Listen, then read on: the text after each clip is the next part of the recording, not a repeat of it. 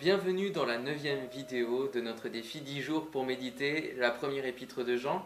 Nous entamons le chapitre 5 et nous passons directement à la lecture et à la méditation.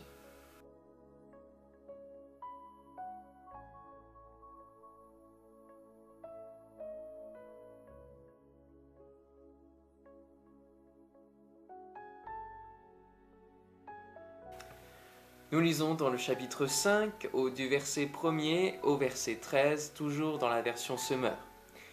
Celui qui croit que Jésus est le Christ est né de Dieu, et celui qui aime le Père, qui fait naître à la vie, aime aussi les enfants nés de lui. Voici comment nous savons que nous aimons les enfants de Dieu, c'est lorsque nous aimons Dieu lui-même et que nous obéissons à ses commandements. Car aimer Dieu, c'est accomplir ses commandements. Ceux-ci, d'ailleurs, ne sont pas pénibles, car tout ce qui est né de Dieu triomphe du monde, et la victoire qui triomphe du monde, c'est notre foi. Qui en effet triomphe du monde? Celui-là seul qui croit que Jésus est le Fils de Dieu. Celui qui est venu par l'eau et par le sang, c'est bien Jésus-Christ. Il n'est pas passé seulement par l'eau du baptême, mais outre le baptême, il est passé par la mort en versant son sang. Et c'est l'Esprit qui lui rend témoignage, car l'Esprit est la vérité. Ainsi, il y a 3 témoins, l'Esprit, l'eau et le sang, et les 3 sont d'accord. Nous acceptons le témoignage des hommes, mais le témoignage de Dieu est bien supérieur, et ce témoignage, c'est celui que Dieu rend à son Fils. Celui qui croit au Fils de Dieu possède ce témoignage en lui-même. Celui qui ne croit pas, Dieu fait de lui un menteur, puisqu'il ne croit pas le témoignage que Dieu rend à son Fils. Et qu'affirme ce témoignage? Il dit que Dieu nous a donné la vie éternelle, et que cette vie est en son Fils. Celui qui a le Fils a la vie, celui qui n'a pas le Fils de Dieu n'a pas la vie. Je vous ai écrit cela pour que vous sachiez que vous avez la vie éternelle, vous qui croyez au Fils de Dieu. Celui qui croit que Jésus est le Christ est né de Dieu, et celui qui aime le Père, qui fait naître à la vie, aime aussi les enfants nés de lui. La foi a une grande place dans l'épître de Jean, et il la met au cœur de ce passage que nous venons de lire. Il s'agit surtout de la foi que l'on met en la personne de Christ, croire qui est Jésus, le Fils de Dieu. Il essaye aussi, l'apôtre Jean, de faire comprendre par différentes manières, différentes tournures, le raisonnement logique d'aimer ses frères et ses sœurs quand on aime Dieu, quand on est chrétien. Et pourquoi nous nous appelons les uns et les autres frères et sœurs? Ça paraît un petit peu toujours bizarre lorsque des personnes qui ne sont pas du milieu chrétien voient les uns et les autres s'appeler « Bonjour frère, comment vas-tu sœur ?» Tout simplement parce que nous sommes du même Père spirituel. Nous sommes nés de nouveau en Dieu. Nous avons cette nouvelle naissance en Dieu. Nous avons un même Père spirituel qui nous bénit tous de manière particulière. Alors voici comment nous savons que nous aimons les enfants de Dieu. Il dit ici, celui qui aime le Père aime aussi les enfants du Père. Les enfants, ses frères et sœurs, il ne peut que les aimer. Voici comment nous savons que nous aimons les enfants de Dieu, c'est lorsque nous aimons Dieu lui-même et que nous obéissons à ses commandements. Alors quels sont les commandements que Dieu nous a laissés au travers de sa parole? C'est important quand même de détailler un petit peu, parce qu'on entend souvent, oui, il faut obéir aux commandements du Seigneur, mais quels sont-ils? Alors, on peut en trouver plusieurs, on ne va pas tous les détailler, mais on peut en trouver des grandes lignes, déjà avec les 10 commandements dans Exode chapitre 20. Les 10 commandements, on peut se dire, mais ça fait partie de l'Ancien Testament, est-ce qu'il faut vraiment les appliquer, est-ce qu'il faut y obéir? Et pourquoi on n'y obéirait pas? L'Ancien Testament et le Nouveau Testament sont considérés comme étant des écrits venant de la part de Dieu, et même si certaines choses ont changé avec le Nouveau Testament, nous pouvons obéir à ces principes de vie, ces principes bibliques que Dieu a donnés, comme le fait de prendre du repos parce qu'il savait que nos corps auraient besoin du repos, le fait de respecter ses parents, d'honorer même ses parents, en quoi nous ne pourrions pas le faire. Et puis, ne pas voler, ne pas tuer, tout cela peut s'appliquer encore à notre vie chrétienne aujourd'hui. Et puis nous pouvons essayer de dire, mais Seigneur, je veux faire ta volonté, et quelle est ta volonté? Et nous pouvons voir dans la parole de Dieu ce que Dieu veut, en faisant quelques recherches. Jean 6, 40, la volonté de mon Père, c'est que quiconque voit le Fils et croit en lui ait la vie éternelle, et je le ressusciterai au dernier jour. Et puis 1 Thessaloniciens 4.3 donne la volonté de Dieu un peu plus dans ce que nous devons faire, Ce que Dieu veut, c'est votre sanctification, c'est-à-dire le fait de lui ressembler toujours un peu plus et de marcher en renonçant à nos anciennes passions, à tout ce qui était mauvais en nous pour que nous soyons sanctifiés, rendus saints de plus en plus chaque jour qui passe, chaque jour que Dieu nous donne dans notre vie. Dans le sermon sur la montagne, dans Matthieu chapitre 5 au chapitre 7, nous pouvons voir aussi des principes de vie que Jésus donne. Et nous avons pour l'habitude, ça pourrait être l'objet d'une étude et peut-être d'un défi vidéo, d'examiner un peu plus ces paroles où Jésus dit « Vous avez entendu qu'il a été dit différentes choses, mais moi, je vous dis ». Et Jésus donne alors 6 fois des nouveaux commandements. Il donne 6 nouveaux commandements à suivre pour sa vie. Et le sermon sur la montagne est un discours vraiment capital pour la vie chrétienne. Tout cela, ce sont les commandements de Dieu pour notre vie, et on peut en trouver d'autres aussi dans la parole. Il y en a de nombreux. Le psaume 119 nous parle de la parole de Dieu et nous parle des commandements de Dieu. Vous pouvez le lire aussi, même s'il est long, c'est pas grave. C'est bien aussi de pouvoir lire la parole, et c'est un hymne à la parole de Dieu et aux commandements de Dieu. Et ces commandements, nous dit Jean, ils ne sont pas pénibles. Aimer Dieu, c'est accomplir ces commandements. C'est pas seulement les connaître, c'est les mettre en pratique, c'est les accomplir dans sa propre vie. Et ceux-ci ne sont pas pénibles. Pourquoi les commandements de Dieu ne sont pas pénibles? C'est très simple, parce que ceux qui marchent selon l'esprit, ceux qui sont chrétiens, et qui ont choisi et qui ont accepté de suivre la voie de Dieu, le font par amour, le font volontairement. Et alors ce n'est pas pénible de suivre les commandements de quelqu'un que nous aimons. Si vous aimez quelqu'un sur cette terre, votre épouse, votre mari, ou quelqu'un qui vous est très cher, très intime, et que vous appréciez vraiment, alors vous allez faire ce qu'il vous demande tout simplement, bien sûr pas dans un esclavage, mais vous allez faire par amour, vous allez lui faire plaisir tout simplement. Ce n'est plus sous l'aspect de commandement, mais c'est le fait de faire plaisir parce que nous aimons. Le problème, c'est que nous avons la chair en nous qui n'a pas été totalement crucifiée pour certains et qui a tendance à rejaillir aussi pour l'ensemble d'entre nous.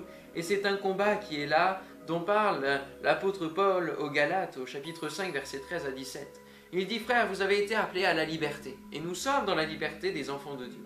Seulement ne faites pas de cette liberté un prétexte de vivre selon la chair, mais rendez-vous par l'amour serviteurs les uns des autres. Car toute la loi est accomplie dans une seule parole, dans celle-ci, tu aimeras ton prochain comme toi-même. » C'est un des plus grands commandements.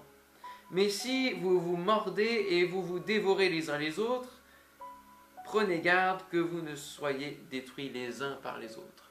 C'est vraiment le contraire de ce que Dieu demande, avec les uns et les autres. Je dis donc, marchez selon l'esprit et vous n'accomplirez pas les désirs de la chair, car la chair a des désirs contraires à ceux de l'esprit, et l'esprit en a de contraires à ceux de la chair. C'est un réel combat. Et on comprend que nous devons chaque jour renoncer à notre volonté et vivre et suivre la voie de l'esprit. C'est une décision quotidienne et une victoire quotidienne sur le péché qui est prise grâce à l'œuvre de Christ à la croix il y a plus de 2000 ans. Si nous aimons quelqu'un, nous ferons tout pour lui faire plaisir et faire ce qu'il nous demande, car l'amour motivera nos actions. Car tout ce qui est né de Dieu triomphe du monde, et la victoire qui triomphe du monde, c'est notre foi. Ce verset est bien connu, mais qui pourrait croire que la foi permette de triompher du monde? La foi, c'est croire quelque chose que l'on ne voit pas encore. C'est une ferme assurance des choses qu'on espère, une démonstration de celles qu'on ne voit pas. On ne voit pas encore, c'est pour cela qu'on croit. On croit en Dieu, même si on ne le voit pas encore, sachant qu'on va le voir. Mais on croit aussi aux miracles, on croit aussi aux guérisons, on croit au surnaturel divin, on croit à la résurrection, on croit à l'existence du monde céleste, du paradis, de la félicité en Dieu. Et le monde, lui, reste terre à terre. Il n'y a pas d'autre solution, il n'y a pas de paradis, à la fin c'est la tombe et il n'y a plus rien derrière. Il est dans la rationalisation de toute chose. Et il sera très difficile pour un médecin athée de reconnaître un miracle. Pourtant, je pourrais vous citer des dizaines et des dizaines de témoignages de gens qui ont été guéris Et lorsqu'ils sont allés voir le médecin s'est retrouvé dans l'incompréhension, tout simplement parce que c'est Dieu qui œuvre. Il y a le monde, il y a la pensée du monde, qui est inspirée par le diable, par celui qui est puissant. Mais il y a quelqu'un de plus puissant et qui nous permet de triompher sur lui, sur le péché, sur l'influence qu'il a sur nos vies, c'est Dieu lui-même. Et c'est notre foi. En croyant en Dieu, alors nous prenons la victoire et nous triomphons du monde. Mais qui en effet triomphe du monde? C'est celui-là seul qui croit que Jésus est le Fils de Dieu. Ce ne sont pas les armes humaines qui vous permettront de gagner, mais l'arme de la foi et celle de la prière qui peuvent transformer des situations bien au-delà des solutions que le monde et les hommes pourraient apporter. Jésus a vaincu le monde, il a vaincu la mort et il nous a dit de prendre courage. Et si nous croyons en lui, il nous a donné aussi cette promesse avant de partir dans Matthieu 28:20, « Je suis avec vous tous les jours jusqu'à la fin de ce monde. » Alléluia! Ça, c'est vraiment une promesse que nous devons vivre chaque jour. Je suis avec vous. Il est avec vous, croyez-le, d'une manière ferme et sûre. Celui qui est venu par l'eau et par le sang, c'est bien Jésus-Christ. Il n'est pas passé seulement par l'eau du baptême, mais outre le baptême, il est passé par la mort en versant son sang. Et c'est l'Esprit qui lui rend témoignage, car l'Esprit est la vérité. Ainsi, il y a 3 témoins, l'Esprit, l'eau et le sang, et les 3 sont d'accord.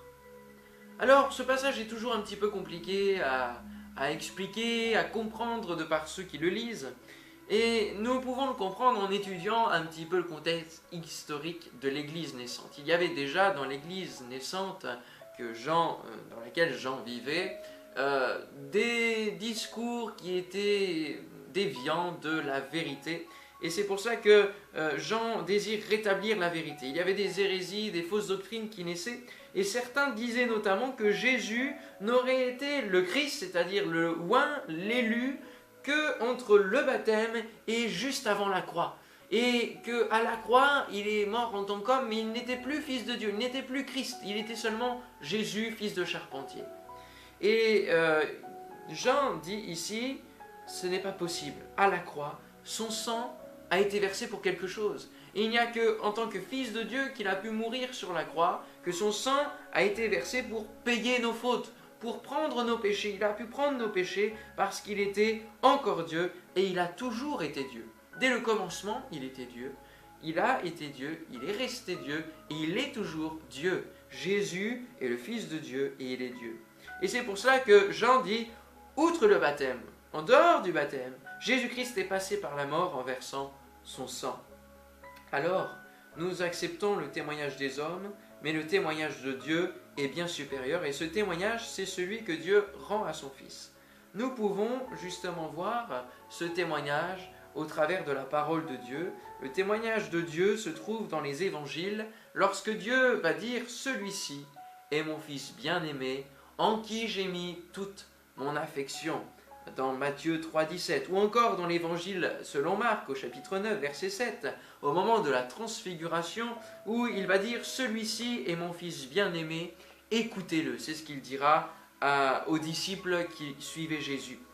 Au moment de la croix, le moment justement où le sang a été versé, un autre témoignage d'un homme cette fois-ci, d'un centenier romain qui était au pied de la croix, a gardé justement la crucifixion, a eu la révélation en voyant Jésus expirer. Il va dire assurément cet homme était fils de Dieu. Marc 15, 39. Jésus est mort et il va dire cet homme assurément il était fils de Dieu. C'est fort quand même. Et le Saint-Esprit lui aussi va rendre témoignage au moment du baptême. Luc 3, 22. Et le Saint-Esprit descendit sur lui sous la forme d'une colombe. C'est pour cela qu'il met dans cet ordre les 3 témoins, l'Esprit qui va descendre sur Jésus, l'eau du baptême et enfin le sang qui a été versé à la croix. Et qu'affirme ce témoignage qui nous est rendu dans la parole de Dieu? Il dit que Dieu nous a donné la vie éternelle et que cette vie étant son Fils. Jésus est descendu des cieux avec la vie, ce don de vie pour chacun de nous dont j'ai parlé hier. Et il est dit au verset 12, donc celui qui a le Fils a la vie, celui qui n'a pas le Fils de Dieu n'a pas la vie. Jésus dit lui-même, avant de quitter cette terre, « Celui qui croira et qui sera baptisé sera sauvé, mais celui qui ne croira pas sera condamné. » Celui qui vivra une expérience forte avec le Saint-Esprit et qui aura la foi et qui sera baptisé, donc qui passera par le témoignage de l'Esprit, par le témoignage de l'eau du baptême et par le témoignage du sang, la foi dans la purification du sang de Jésus sur sa vie, sera sauvé. Mais celui qui ne croira pas sera condamné. Celui qui choisit de ne pas croire reste sous la condamnation, parce qu'il est déjà condamné depuis sa naissance, la condamnation du péché. Il refuse d'utiliser la bouée de secours, il se condamne lui-même. Verset 13, enfin, Jean nous dit « Je vous écris cela pour que vous sachiez que vous avez la vie éternelle, vous qui croyez au Fils de Dieu. » Il veut marteler cette vérité, vous avez la vie éternelle, croyez-en, soyez-en sûrs. Lorsque vous êtes en Dieu et que vous demeurez dans la foi en son Fils, alors vous avez la vie éternelle. Par contre, si vous connaissez un temps avec Dieu, mais que après vous ne suivez pas ses commandements, que vous n'exprimez plus la foi d'une manière partielle, que vous n'êtes plus en communion avec Dieu, comment pensez-vous avoir la vie éternelle dans ces conditions? Ce n'est pas possible. Il faut user de persévérance. Celui qui persévérera jusqu'à la fin sera sauvé, nous dit Matthieu 24, 13. Nous sommes dans la fin des temps, la fin de ce monde, et il est important de tenir bon contre vents et marées, contre toutes les tentations du diable, contre les déviances, contre les moyens de pallier au manque de Dieu dans nos églises. Il faut garder la foi en Jésus et manifester cette foi au sein de l'assemblée, dans la communion avec Dieu. Il faut rester en communion avec Dieu. Comme Paul pouvait le dire à son fils spirituel Timothée, à la fin de sa vie, Paul va dire « J'ai combattu le bon combat, j'ai achevé la course, j'ai gardé la foi. Désormais la couronne de justice m'est réservée. Le Seigneur, le juste juge, me la donnera dans ce jour-là, et non seulement à moi, mais encore à tous ceux qui auront aimé son avènement. » Aimez-vous l'avènement de Jésus? Chérissez-vous l'espérance de son retour dans votre cœur? Ou êtes-vous attaché encore aux choses terrestres, aux choses de cette terre, aux choses matérielles? Avez-vous les pieds sur terre ou la tête dans le ciel? Êtes-vous assis avec Christ dans les lieux célestes et attendez-vous son retour? Apocalypse 14, 12 nous dit « C'est ici la persévérance des saints qui gardent les commandements de Dieu et la foi de Jésus. » Frère, ma soeur, mon ami qui m'écoutait dans cette vidéo, gardez la foi. Accomplissez les commandements de Dieu, obéissez à ses commandements. Aimez l'avènement du Seigneur et ainsi vous aurez la vie éternelle. Que le Seigneur vous bénisse. On se retrouve demain pour la dernière vidéo de notre défi 10 jours pour méditer la première épître de Jean. Bonne journée à tous et à demain.